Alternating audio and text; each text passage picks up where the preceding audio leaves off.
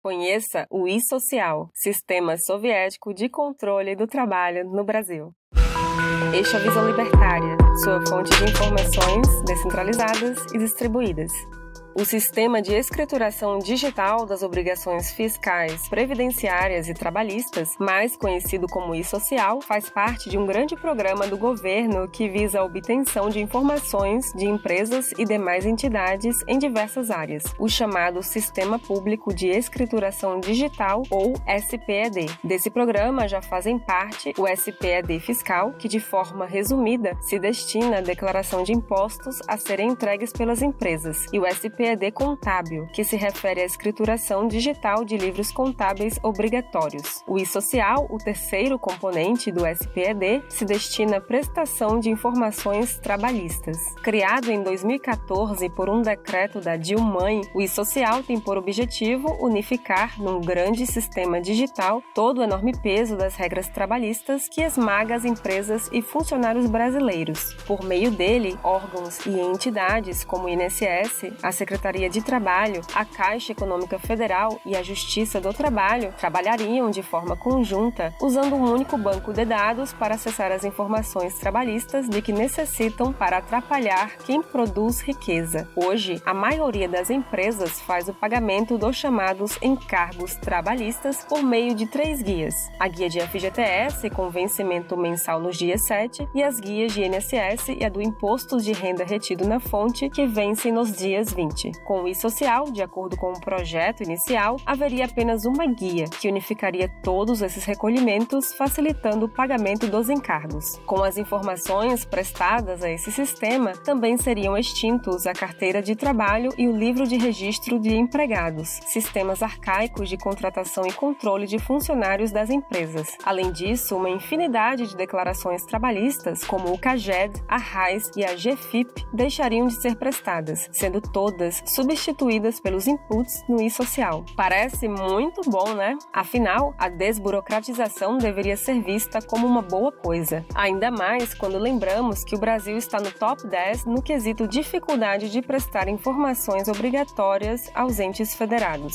No ranking Doing Business, que analisa segundo vários critérios a facilidade ou dificuldade para a atuação de empresas, o Brasil aparece na vergonhosa posição de 184 entre 190 países, no quesito pagamento de impostos, com uma média de inacreditáveis 1.500 horas por ano gastas pelas empresas para realizar pagamento de 10 impostos, que consomem 64,7% por ano do lucro. Porém, existem aí 2 problemas, um de ordem ética e o outro de ordem econômica. Vamos começar pelo segundo. O mais evidente ponto é que existe uma grande diferença entre o que o governo diz que vai fazer e o que ele efetivamente faz. Ou, em outras palavras, o caminho para o inferno está pavimentado de boas intenções. Desde o lançamento do programa, o calendário de implementação das várias fases previstas foi adiado diversas vezes, causando transtornos e ainda mais insegurança jurídica para as empresas, que não podem interromper os trabalhos nem contratações e demissões enquanto o governo decide as mudanças. Mesmo funcionando em certa medida para algumas organizações, especialmente as que faturam na casa de dezenas de milhões de reais por ano, o e-Social não atendeu aos principais objetivos prometidos desde quando foi implementado. Por causa da total falta de coesão entre os órgãos que lidam com as informações trabalhistas, as empresas ainda precisam informar pelas mesmas que vigoravam antes do início do programa, com o detalhe de que agora ele também é obrigatório. E a ideia de unificação de tributos ainda não rolou. A antiga GPS, Guia da Previdência Social, documento pelo qual as empresas repassam ao governo federal o INSS dos funcionários retido na fonte, acrescido da parte patronal, uns 20%, e da contribuição para entes do chamado Sistema S, foi substituída por uma DARF, gerado pelo sistema do e-Social. Porém, os outros 2 tributos devidos pelas empresas, o FGTS e o Imposto de Renda retido na fonte, precisam ser recolhidos ainda pela forma antiga, e não há exatamente uma previsão de quando, de fato, todos os valores serão unificados. Na prática, o e-Social social se tornou apenas uma obrigação extra, implicando mais desperdício de tempo que poderia ser gasto para cuidar da eficiência de cada negócio. E o problema não para por aí. Isso abre margem para mais punição. É como na declaração anual de ajuste de imposto de renda. Além de ter parte dos seus rendimentos roubados direto na fonte, você ainda é obrigado a declarar com precisão o patrimônio, os rendimentos e as retenções que teve. E se você errar qualquer coisa, já sabe, é multa. Com o e-social, a coisa não é diferente. Não tenha dúvidas. Toda facilitação prometida, no final das contas, é para que o Estado saiba o quanto você produz, tem e lucra trabalhando e possa tirar quando quiser. Mas chega de papo utilitarista de chatice burocrática. O maior problema do e-social é ético. É uma ferramenta de controle estatal absurdo sobre nós, tanto individualmente como em relações trabalhistas. O desejo do governo é saber de tudo em tempo real. Quem foi admitido ou demitido, em qual empresa, quando os funcionários entram em férias, quanto recebem por mês,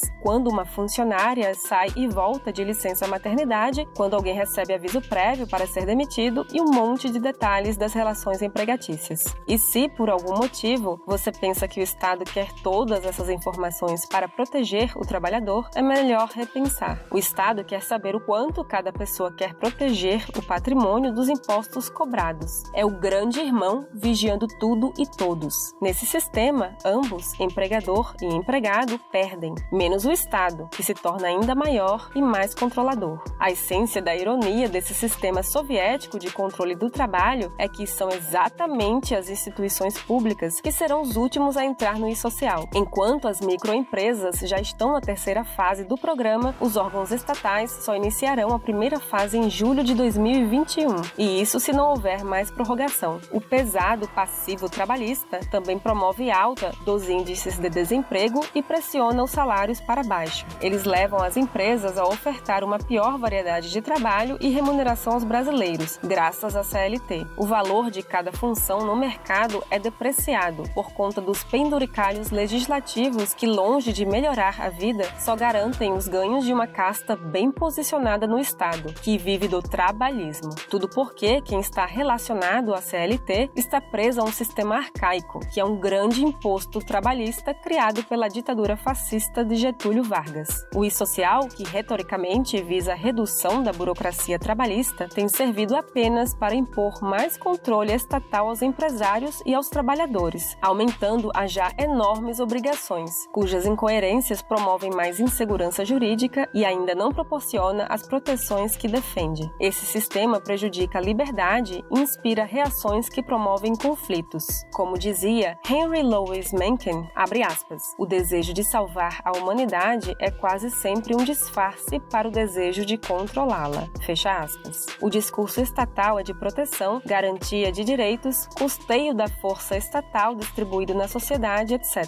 Mas, além disso não ocorrer, porque os direitos jusnaturais são anulados em nome de outros, sempre coletivos, o que ocorre na prática é concentração de benefícios no Estado e prejuízo da soberania do indivíduo. Com pouco esforço mental, já dá para saber o que é uma relação de trabalho ética. Apenas o empregador e o empregado é que devem ser os donos legítimos da decisão nos termos de contrato de relação trabalhista. A resultante das escolhas convergentes e divergentes entre os dois será o meio-termo para eles definirem um contrato, que é a lei entre as partes. A existência de um terceiro ente intromissor nessa relação, de forma coercitiva, como o Estado faz, é pura e simples violência jurídica. Empresários e trabalhadores precisam ser livres para pactuar entre si os seus contratos, com as cláusulas que concluírem para chegar à média entre o ônus e o bônus para ambos. A intervenção estatal nessa relação originalmente pacífica, além de ser eticamente reprovável por ser coercitiva, é também antieconômica, pois cria dificuldades e custos. O resultado disso é a parte mais fraca da relação ter que arcar com os custos que o Estado promoveu na intromissão. Chegamos ao caos de hoje graças a muitas décadas de liberdade anulada. Isso impacta negativamente a produtividade e leva milhões de pessoas ao desemprego. O Estado sempre tende ao crescimento e aumento do controle. É por isso que o governo lamenta tanto o que chama de trabalho informal. Quando vemos na mídia tradicional o chororô por pessoas que entraram na informalidade em determinado período, a gente está vendo os iludidos pelo establishment, que acham que elas estão perdendo proteção estatal sem perceber que essas pessoas, por estarem mais longe do controle estatal, têm mais chances de prosperar. Uma conhecida piada da Alemanha Oriental do pós-guerra perguntava por que todos os alemães deviam usar papel higiênico de folha dupla. É que tudo que os alemães faziam devia ser enviado em cópia para Moscou.